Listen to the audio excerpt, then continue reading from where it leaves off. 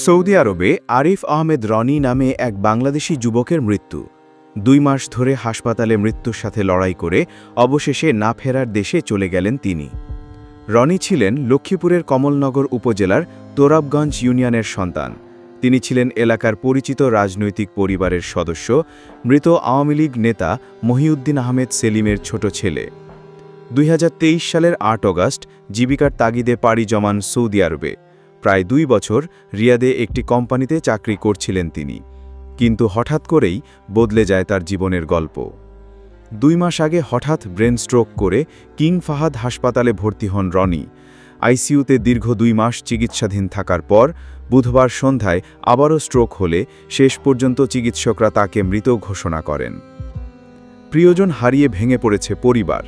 বড় ভাই ফয়সাল আহমেদ রতন জানান, ছোট ভাইকে হারানোর শোক কখনো পূরণ হওয়ার নয়। পরিবারের দাবি, প্রবাসী কল্যাণ মন্ত্রণালয়ের মাধ্যমে যেন দ্রুত মরদেহ দেশে আনা হয়। অসংখ্য স্বপ্ন নিয়ে প্রবাসে যাওয়া আরেক তরুণ আজ নিথর দেহে ফিরছে দেশে, রেখে গেল পরিবার ও স্বজনদের চোখের জল।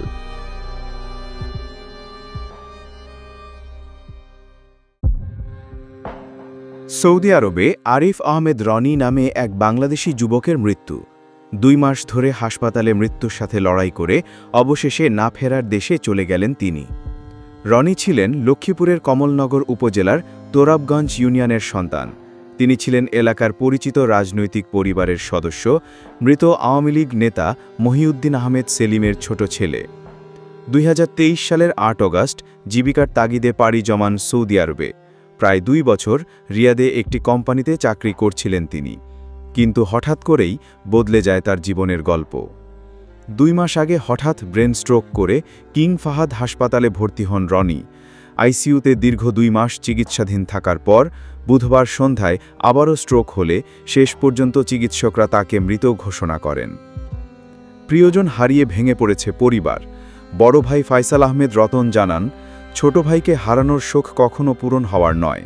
পরিবারের দাবি, প্রবাসী কল্যাণ মন্ত্রণালয়ের মাধ্যমে যেন দ্রুত মরদেহ দেশে আনা হয়।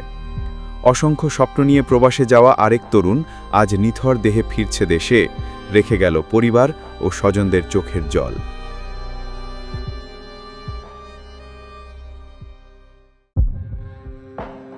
সৌদি আরবে আরিফ আহমেদ রনি নামে এক বাংলাদেশি যুবকের মৃত্যু। ২ মাস ধরে হাসপাতালে মৃত্যুর সাথে লড়াই করে অবশেষে না ফেরার দেশে চলে গেলেন তিনি। রনি ছিলেন লক্ষ্মীপুরের কমলনগর উপজেলার তোরাবগঞ্জ ইউনিয়নের সন্তান। তিনি ছিলেন এলাকার পরিচিত রাজনৈতিক পরিবারের সদস্য, মৃত আওয়ামী লীগ নেতা মহিউদ্দিন আহমেদ সেলিমের ছোট ছেলে। ২০২৩ সালের ৮ অগাস্ট জীবিকার তাগিদে পাড়ি জমান সৌদি আরবে। প্রায় ২ বছর রিয়াদে একটি কোম্পানিতে চাকরি করছিলেন তিনি, কিন্তু হঠাৎ করেই বদলে যায় তার জীবনের গল্প। ২ মাস আগে হঠাৎ ব্রেন স্ট্রোক করে কিং ফাহাদ হাসপাতালে ভর্তি হন রনি। আইসিইউতে দীর্ঘ ২ মাস চিকিৎসাধীন থাকার পর বুধবার সন্ধ্যায় আবারও স্ট্রোক হলে শেষ পর্যন্ত চিকিৎসকরা তাকে মৃত ঘোষণা করেন।